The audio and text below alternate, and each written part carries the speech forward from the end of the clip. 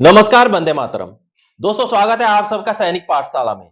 आज का ये वीडियो बेहद महत्वपूर्ण वीडियो है दोस्तों। अगर आप 2006 से पुराने पेंशनर हैं तो आपके लिए तो बेहद ही महत्वपूर्ण है, और साथ ही साथ अगर आप 2006 के बाद के पेंशनर हैं तो भी वीडियो खत्म होते होते आप मेरी बातों से सहमत जरूर होंगे कि हाँ, जो भी बातें, जो भी मुद्दे आज मैंने इस वीडियो में उठाए हैं वो बेहद महत्वपूर्ण मुद्दे हैं। तो चलिए आगे बढ़ेंगे दोस्तों।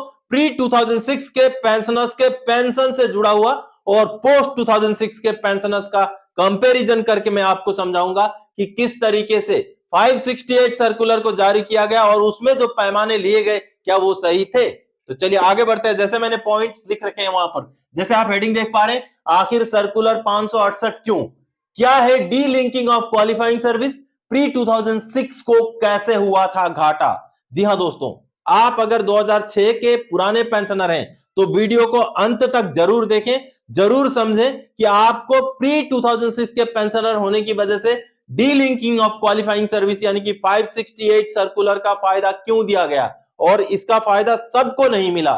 क्या सबको मिलना जरूरी था? जी हां, 568 का अगर फायदा देना था तो सभी को दिया जाना चाहिए था। मैं आज उस बात को यहां पर जस्टिफाई करके दिखा दूंगा दोस्तों, सबसे पहले उसके लिए हमें समझना पड़ेगा कि पोस्ट 2006 यानी कि 2006 के बाद के पेंशनर्स का पेंशन का कैसे निर्धारण किया जाता है और 2006 से पहले पेंशन का निर्धारण कैसे होता था। ये दो चीजों को जब आप समझेंगे तो आगे आपको क्लियर हो जाएगा कि क्या बातें मैं बोल रहा हूं और क्यों ये बोल रहा हूं कि हर पेंशनर्स को, 2006 से पुराने हर पेंशनर को जो है 568 सर्कुलर का फायदा दिया जाना चाहिए था, जो कि सबको नहीं मिला। सिर्फ उनको मिला जिनका पेंशन 568 में जारी किए गए टेबल से नीचे फिक्सेशन हुआ था छठे पे कमीशन में। तो चलिए सबसे पहले जानेंगे दोस्तों कि आपका पेंशन का निर्धारण कैसे किया जाता था 2006 से पहले और 2006 के बाद कैसे किया जाता है। फॉर एग्जाम्पल आपको मैं बताता हूं दोस्तों, एलआरई यानी कि लास्ट रिकॉनेबल इमोलूमेंट्स, यह होता है आपका बेसिक पे, क्लास पे, एमएसपी और ग्रुप पे का जोड़ होता है एलआरई। 2006 के बाद वाले के बारे में बात कर रहा हूं मैं। मान लीजिए बेसिक पेंशन किसी का 36,000 है, एग्जाम्पल के तौर पे, क्लास पे मान लीजिए 200 रुपए है, एमएसपी सबको पता है 5200 रुपया है, और ग्रुप पे मान लीजिए 0 है, वाई ग्रुप के कोई पेंशनर है। तो इसका जो जोड़ होता है दोस्तों 36,200 और 5200 रुपए मिलाकर के जोड़ होता है 41,400 रुपए। 41,400 रुपए, इसको हमने 2 से डिवाइड कर दिया यानी कि 50% इसका होता है पेंशन, यानी कि 20,700 रुपए। 20,700 रुपए हो गया बेसिक पेंशन 2006 के बाद के पेंशनर का। बिल्कुल सीधा सा हिसाब किताब है, आपका एलआरई का आधा हो जाएगा आपका बेसिक पेंशन। अब 2006 से पहले वाले पेंशनर का आप समझिए दोस्तों, ये होता था एलआरई कैसे होता था। बेसिक पे मान लीजिए इसी आंकड़े को लेके चलते हैं हम, बेसिक पे 36,000 बेसिक पे प्लस आधा क्लास पे का आधा ही लिया जाता था उस समय में। पेंशन कैलकुलेशन से पहले ही क्लास पे को आधा कर दिया जाता था, यानी कि अगर 200 रुपए क्लास पे है तो 100 रुपए मान लीजिए उनको मिल रहा है, और ग्रुप पे हमने नहीं लिया क्योंकि ग्रुप वाई के या जेड के कोई पेंशनर थे, एक्स ग्रुप के होते थे, उनका ग्रुप पे आ जाता। अब दोस्तों उस समय में एमएसपी नहीं था इसलिए मैंने एमएसपी लिया नहीं। अब ये हो गया 36,100 डिवाइडेड बाई 2। अब यहां पर फॉर्मूला लगता था जिसलिए ये डीलिंकिंग ऑफ क्वालिफाइंग सर्विस किया गया, क्योंकि क्वालिफाइंग सर्विस उस समय में लिंक हो जाता था। और क्वालिफाइंग सर्विस को कैसे लिंक किया जाता था, ये देखिए 33 साल से उसको डिवाइड किया जाता था। आपका जितना भी सर्विस है, 17 साल सर्विस मान लीजिए, कोई सिपाही 17 साल का रिटायर है तो 17 साल डिवाइडेड बाय 33, इसमें 5 साल का वेटेज दिया जाता था।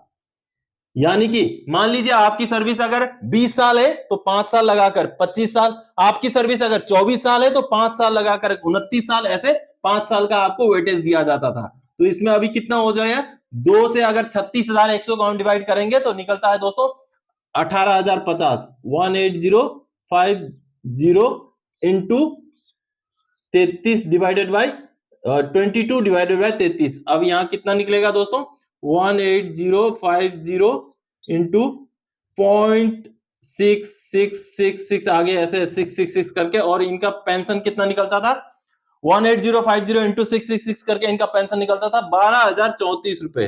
12,034 रुपए।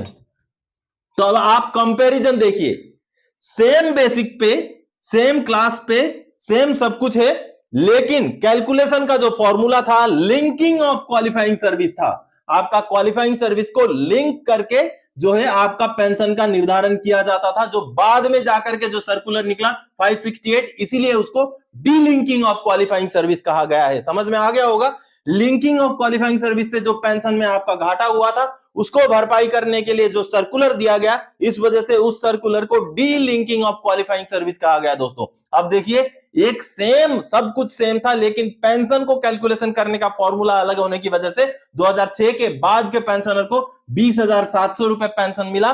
तो उसी सर्विस के पेंशनर को 2006 से पहले वाले पेंशनर को 12,034 रुपए का उसको जो है पेंशन मिला। अगर खुदा ना खास्ता उस समय में मान लीजिए ये 36,000 ना होकर के इसमें प्लस अगर एमएसपी 5200 भी होता दोस्तों, तो बहुत ज्यादा फर्क नहीं होता। 5200 रुपए अगर यहां हम ऐड करते हैं तो उसका फर्क होता 13,767 रुपए।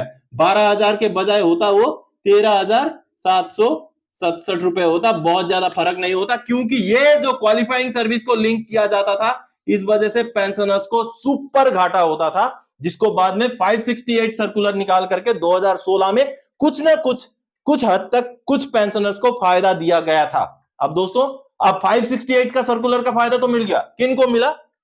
उनको मिला जिनका 568 टेबल के हिसाब से कम में पेंशन फिक्सेशन हुआ था। अब क्वालिफाइंग सर्विस और ये जो लिंकिंग ऑफ क्वालिफाइंग सर्विस का घाटा तो सबको हुआ था। 2006 से पुराने जितने भी पेंशनर्स थे सभी को हुआ था घाटा। तो फिर फायदा सिर्फ उनको क्यों, जिनका टेबल से कम में पेंशन फिक्सेशन हुआ था? ये एक बहुत बड़ा सवाल है। इसलिए इससे जुड़ता हुआ मेरा और एक सवाल कि डी लिंकिंग का टेबल किस बेस पर रखा गया, यानी कि जो D linking of qualifying service के लिए जो टेबल जारी किया गया 568 सर्कुलर के साथ, जिस टेबल का अभी ये सामने आप देख पा रहे हैं, ये रैंक वाइज, उसके बाद ग्रुप वाइज, पे group wise, army, navy, air force का अलग अलग से टेबल उस 568 सर्कुलर के साथ ये वाला जारी किया गया था, जैसे आप देख पा रहे हैं। तो इस टेबल को जब जारी किया गया तो इस टेबल में जो आंकड़े लिए गए वो किस बेस पर लिए गए, ये एक बड़ा सवाल है। क्योंकि जो नुकसान हुआ था 2006 से पुराने सभी पेंशनर्स का नुकसान हुआ था। जो भी 2006 से पहले पेंशन आया था उसको लिंकिंग ऑफ क्वालिफाइंग सर्विस की वजह से नुकसान हुआ था। हाँ, जिनका सर्विस बहुत ज्यादा था, 32 साल था, 30 साल था, उनको ज्यादा नुकसान नहीं हुआ, लेकिन जितना कम सर्विस उतना जो है नुकसान ज्यादा हुआ था, क्योंकि 33 से उस सर्विस को डिवाइड किया जाता था, जिस वजह से लिंकिंग ऑफ क्वालिफाइंग सर्विस का नुकसान सभी को होता था। 2006 से पुराने जितने भी पेंशनर्स थे, तो फायदा सिर्फ उनको क्यों? इसलिए मेरा सवाल कि आखिर 568 सर्कुलर का जो टेबल बनाया गया वो किस बेस पर बनाया गया, कहां से लिए गए आंकड़े? अब दूसरा सवाल उसी से मिलता जुलता, डी लिंकिंग को क्यों 1 जनवरी 2006 से लागू किया गया, क्यों नहीं उससे पहले लागू किया? क्योंकि लिंकिंग ऑफ क्वालिफाइंग सर्विस की वजह से तो बहुत पहले से ही घाटा हो रहा था, तो क्यों 1 जनवरी 2006 से दिया गया, जो एरियर दिया गया, क्यों नहीं उससे पुराने समय से दिया गया? ये क्यों 2006 से ही लागू किया गया? ये भी एक मेरा सवाल है। और दोस्तों आगे आपको बता दूं, काम करने पर सवाल होंगे। जी हां, काम करने पर जरूर सवाल होंगे, विरोध भी होगा, बिल्कुल विरोध भी होगा। ओआरओपी हो, 568 हो, सुधारना भी आपको ही पड़ेगा। जी हां, जो मौजूदा सरकार है उसमें कोई दो राय नहीं है, ओआरओपी दिया है। जो मौजूदा सरकार है उसमें कोई दो राय नहीं है, 568 सर्कुलर का फायदा देकर के पुराने पेंशनर्स को एरियर दिया है, इसमें कोई दो राय नहीं है। शायद बहुत सालों से लंबित ऐसी डिमांड जो है पूरी नहीं भी होती, लेकिन मौजूदा जो सरकार है उसने दी है। लेकिन जो काम करेगा सवाल भी उसी से होंगे, और जो काम करेगा अगर उन कामों में विसंगतियां रहेंगी तो सवाल भी उसी से किया जाएगा, विरोध भी उसी का किया जाएगा, और सुधारना भी उसी को पड़ेगा। इसलिए हमारी मौजूदा सरकार से ये डिमांड है, ये अपील है कि जो भी विसंगतियां हैं, चाहे 568 सर्कुलर का फायदा सभी को देने का मामला हो, चाहे आगे में प्री 2006 पेंशनर्स को इक्वल एमएसपी देने का मामला हो, एमएसईपीएस का फायदा देने का मामला हो, चाहे क्वालिफाइंग सर्विस की वजह से जो उनको घाटा हुआ है उसका फायदा देने का मामला हो, अभी वाली सरकार से हमारी अपील है, पूरे पूर्व सैनिकों की अपील है कि उनको फायदा दिया जाए। और आप अगर 2006 से के बाद के भी पेंशनर हैं तो आपको भी शायद फील हो गया होगा, आपने भी शायद ये कैलकुलेशन से फील कर लिया होगा कि 2006 से पुराने जो पेंशनर हैं उनके साथ कितनी ज्यादा नाइंसाफी हुई है। तो कहीं ना कहीं अगर आप भी मुझसे सहमत हैं तो वीडियो को लाइक कीजिए, शेयर कीजिए, और कम से कम इस वीडियो को इतना शेयर कीजिए कि ये बातें वहां तक पहुंचे जहां पर इन बातों को सुना जाना जरूरी है। पुराने जितने पेंशनर्स हैं उनकी वैसे भी संख्या कम है, और जितना समय बीतता जाएगा वो पुराने वृद्ध पेंशनर्स है उनकी संख्या कम होती जाएगी, क्योंकि मृत्यु जो है वो शाश्वत है, वो सच्चाई है, और मृत्यु जो है नजदीक आती जा रही है 2006 से पुराने जितने भी पेंशनर्स हैं उनके।